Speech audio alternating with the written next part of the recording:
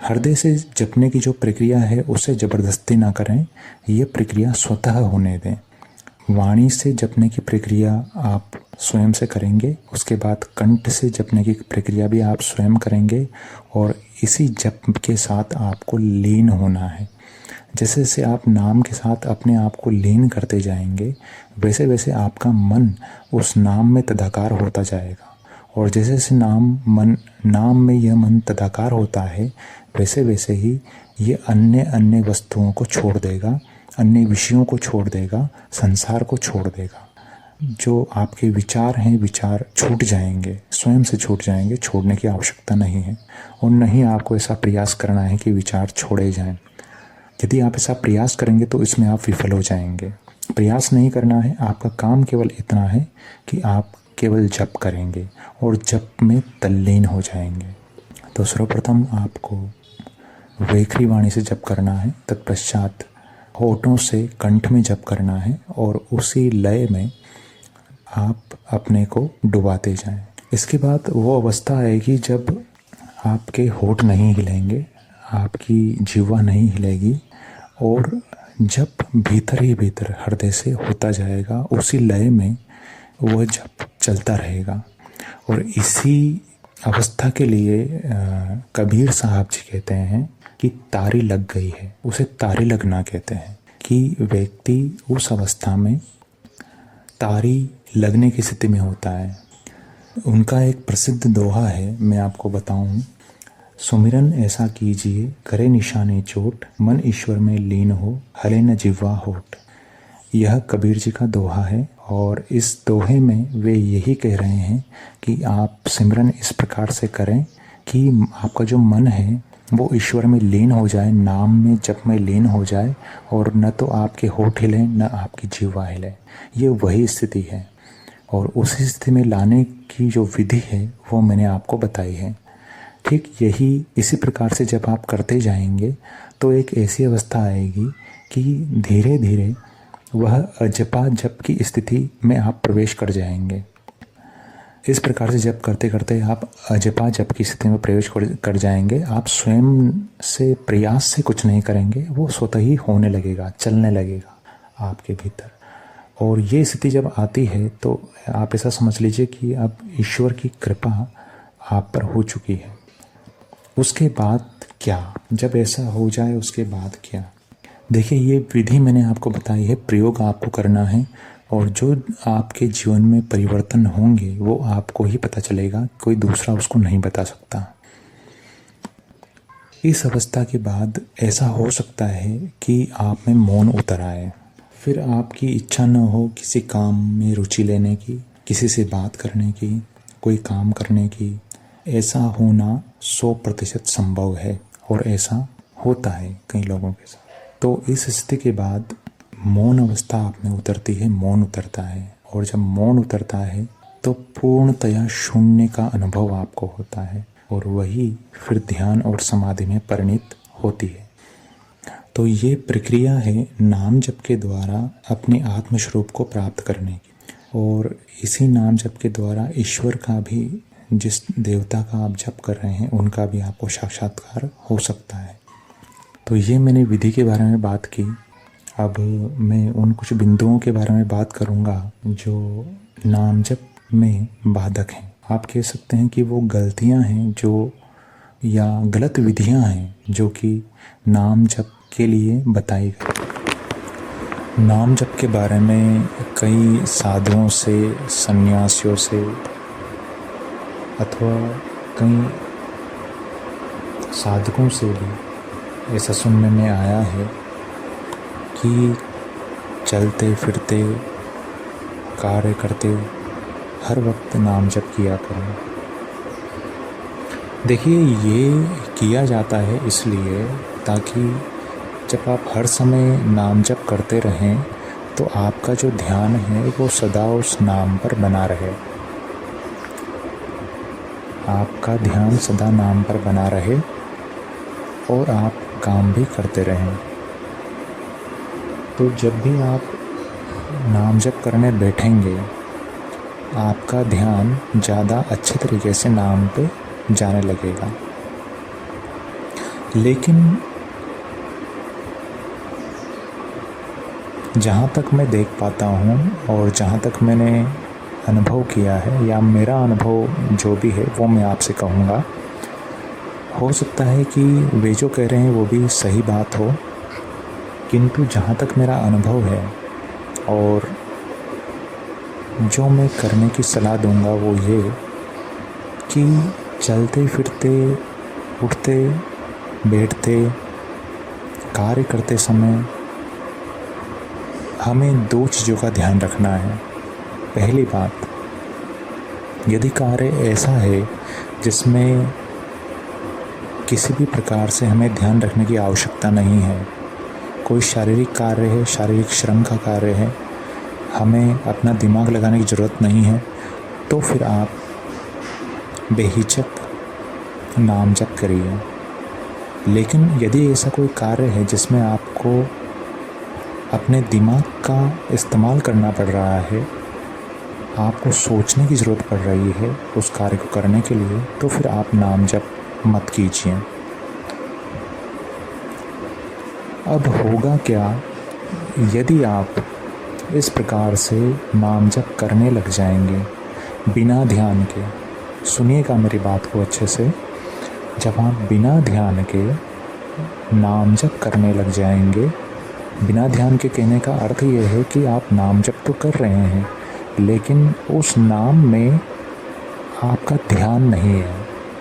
जिस प्रकार से आप काम तो करते हैं लेकिन काम में आपका ध्यान नहीं होता, ठीक वैसे ही आप नाम जप तो कर रहे हैं चलते फिरते, उठते बैठते, लेकिन उस नाम में आपका ध्यान नहीं है।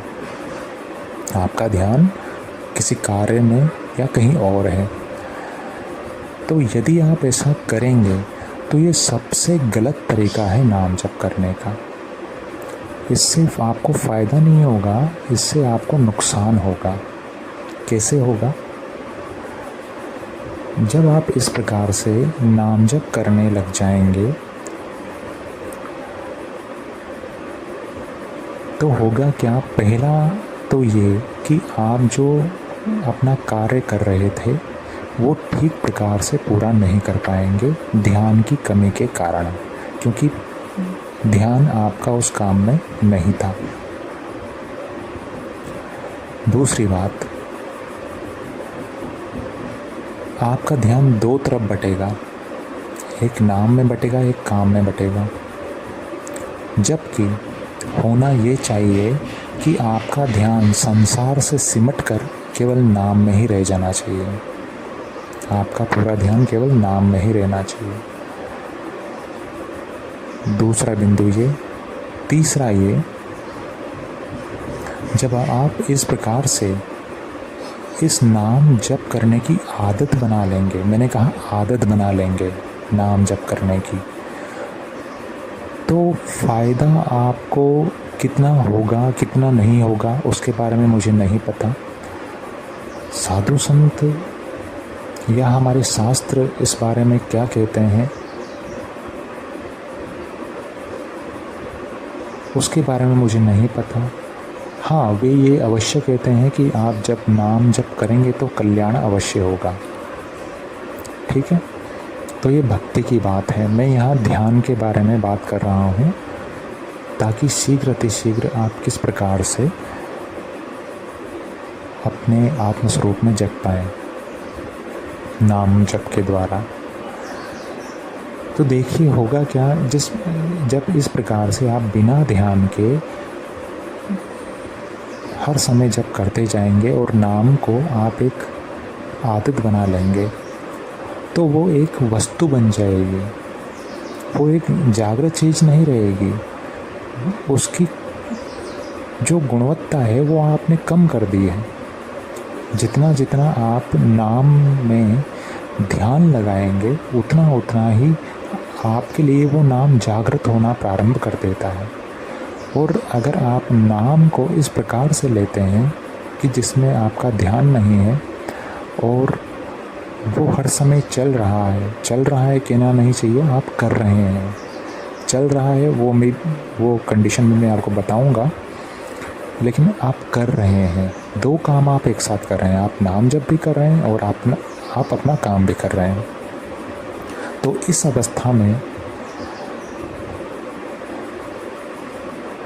नाम एक वस्तु की भांति रह जाएगा, मात्र एक वस्तु की भांति, और वो किसी भी प्रकार से आपके किसी भी काम नहीं आएगा।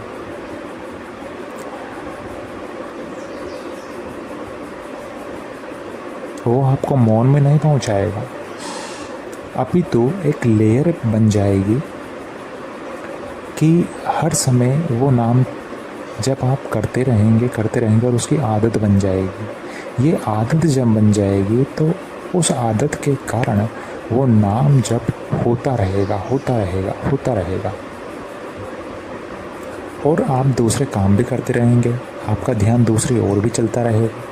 तो आपका, अब देखिए यहाँ पर क्या अवस्था निकल के आए कि आपका ध्यान तो नाम जप में नहीं है, लेकिन वो चल जरूर रहा है। आपका ध्यान नाम जप में नहीं है, लेकिन वो चल जरूर रहा है। तो इस अवस्था में वो एक जड़ चीज़ बन जाएगी, और जब वो चीज़ जड़ बन जाएगी, आपकी चेतना से उसका कोई संपर्क नहीं रहेगा, तो वो आपको फ़ायदा नहीं देगा, वो आपको नुकसान देगा।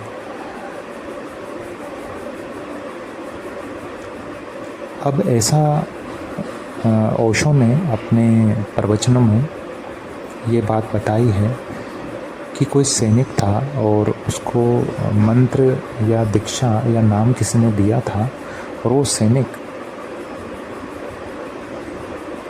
उस नाम को या उस मंत्र को जप करते रहता था क्योंकि आदेश मिला हुआ था। तो ऐसा हुआ कि उसकी आदत बन गई और आदतवशात वो यह नाम जप करता रहता था।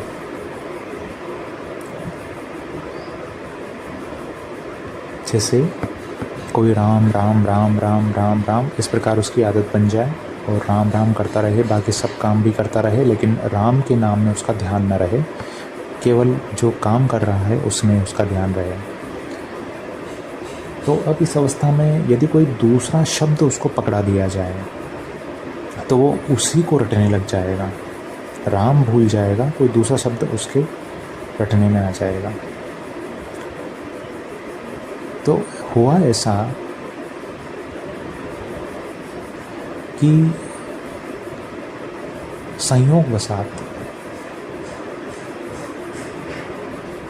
वो जो मंत्र जप कर रहा था या नाम जप कर रहा था, अचानक कोई ऐसी घटना घटी कि उसके मुंह से निकल गया कुत्ता, और फिर वही शब्द उसकी पकड़ में आया। उसकी चेतना ने वही शब्द पकड़ लिया, तो उसके मुंह से बार बार यही निकले, कुत्ता कुत्ता कुत्ता कुत्ता कुत्ता। ये तो कोई बात नहीं हुई, ये तो कोई विधि नहीं हुई, ये कोई मंत्र नहीं हुआ। तो ये एक मैकेनिज्म है हमारे मस्तिष्क का कि जिस भी कार्य को हम बार बार करते हैं, जिस भी कार्य को हम लगातार करते जाते हैं, तो दिमाग, मस्तिष्क ये समझता है कि वो हमारा अभिन्न हिस्सा है और वो उसे ग्रहण कर लेता है और फिर उसको वो ऑटोमेटिक ही करने लग जाता है। ये एक आदत बनी है। ठीक इसी तरह की आदत है जैसे कि आप अपने उंगली को हिलाएं। जब आप अपनी उंगली को हिलाएं, कुछ दिन कोशिश करते रहें उस उंगली को हिलाने की, और जब आप 2 दिन हो जाएंगे, 3 दिन, 4 दिन, 5 दिन हो जाएंगे, तो उंगली को आप पहले हिलाते थे कोशिश करके, लेकिन अब आप देखेंगे कि जब आप बैठे होंगे तो वो अपने आप हिल रही है, आपको पता भी नहीं है और अपने आप हिल रही है। लेकिन क्या इस बात का कोई तुक है? क्या हम यदि इस प्रकार से नाम जप करें तो क्या वो कुछ प्रभाव देगा? क्या उससे हमारी उन्नति होगी? यह सोचने का विषय है। या वो हमें और जड़ता में ले जाएगा। तो ये जो कर रहे हैं ना कि काम भी करते रहें और नाम भी जपते रहें, इसके मैं खिलाफ़ हूँ, मैं इसके साथ नहीं हूँ।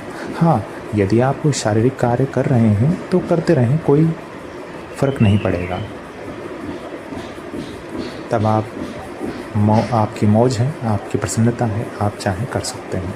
लेकिन यदि आप कोई मानसिक कार्य कर रहे हैं तो 100% केवल उसी कार्य को करें और नाम जप के लिए आप अलग से समय दें। ये तो एक बात हुई कि कहाँ पर आप भूल कर रहे हैं। अब मैं उस स्थिति की बात करूँगा जब नाम स्वतः ही चलने लगता है, अजबा जब होने लगता है। तो देखिए, एक होता है करना और एक होता है होना। जो आप चलते फिरते उठते बैठते कोशिश कर रहे थे ना, क्रिया कर रहे थे, ऐसा नहीं होना चाहिए। आपको करना नहीं है। जैसे आप नाम जप का अभ्यास करेंगे बैठकर, जिस प्रकार से मैंने आपको विधि बताई, या जैसे भी आपके गुरु ने आपको विधि बताई है, जो भी आप करते हैं जिस भी विधि से, यदि उस विधि के द्वारा आपकी चेतना और ऊपर बढ़ती है, आपका ध्यान और गहरा होता है और आप मौन में प्रवेश करने लगते हैं, तो समझ लीजिए कि वो विधि कार्य कर रही है और वैसा ही आपको करना भी चाहिए। अब होता यह है कि जब आप ध्यान सहित उस जप को करते हैं, उसमें डूबते हैं, तो वो अपने आप आपके भीतर चलने लगता है। और ये जब चलने लगेगा तो फिर ये ऑटोमेटिक ही चलने लगेगा। आप जब उठ के बैठ जाएंगे तब भी चलेगा, आप सोते रहेंगे तब भी चलेगा, आप कोई भी कार्य करते रहेंगे तब भी वो नाम आपके भीतर चलता रहेगा। आपको करने की आवश्यकता नहीं है, आपको करना नहीं है। बस यही डिफरेंस मैं आपको बताना चाहता था। और आप क्या गलती करेंगे, इसमें क्या गलती होने की संभावना है, ये मैंने आपको बताया। तो किस प्रकार से नाम जप आपको करना है, क्या विधि है, क्या गलती हो सकती है, कैसे हमको नहीं करना है, वो सब मैंने आपको बताया। और शास्त्रों में कुछ महत्वपूर्ण बातें बताई गई हैं। 10 नाम अपराध बताए गए हैं कि आप नाम जप तो करते हैं लेकिन साथ में वो 10 अपराध भी करते हैं, तो आपको नाम का प्रभाव नहीं मिलेगा। तो ये जो 10 अपराध हैं, ये रामायण के अंदर बताए हुए हैं। नवदा भक्ति जब आप देखेंगे, श्री तुलसीदास जी ने रामचरितमानस के अंदर नवदा भक्ति का उल्लेख किया है। उसमें पंचम भक्ति जो है वो नाम जप की है, मंत्र जप या नाम जप की है। और उसमें 10 अपराध होते हैं, वो 10 अपराध हमें नहीं करने हैं। जैसे किसी की निंदा चुगली करना हो गया, गुरुजनों का अपमान करना, झूठ बोलना, पाप में रत रहना,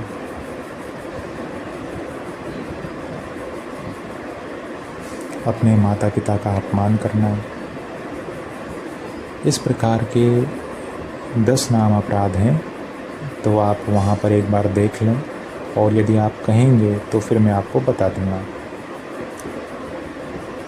इन सभी प्रकार के पाप कर्मों से आपको बचकर रहना है और नाम जप में अपना मन लगाना है।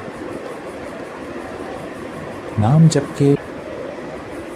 जप के बारे में मैंने आपको बता दिया है कि किस प्रकार से आपको जप करना है और आपको क्या सावधानियां रखनी है, किस प्रकार से आपको चलना है। यदि फिर भी आपका कोई संशय हो या आपको मार्ग नहीं मिल रहा हो तो आप संपर्क कर सकते हैं। देखिए, ये जो मैंने बातें बताई हैं, ये बातें केवल जप के विषय में हैं। नाम जो है उसकी एक विधि नाद की भी है, लेकिन उसे अभी हम डिस्कस नहीं कर रहे हैं। अगर आप कहेंगे तो अगला वीडियो हम उसके बारे में भी बना देंगे कि नाम की अन्य विधि क्या है, किस प्रकार से नाम का उपयोग हम कर सकते हैं मौन में पहुंचने के लिए। वो जप नहीं होगा, नाम की वो अन्य विधि है, और यहाँ केवल मैंने नाम जप के बारे में बात की है, इसलिए उसका उल्लेख नहीं किया है। तो आज के लिए इतना ही। आप सभी ने मुझे बड़े ध्यान से सुना, उसके लिए आप सभी को मेरा बारंबार नमस्कार। यदि आप पहली बार मुझे सुन रहे हैं तो चैनल को सब्सक्राइब कर लीजिए, लाइक कीजिए और शेयर कीजिए, उन लोगों तक पहुंचाइए जिसको इसकी आवश्यकता है। प्रणाम आप सभी को। पुनः आप सभी के भीतर विराजमान ब्रह्म परमेश्वर को प्रणाम करता हूँ।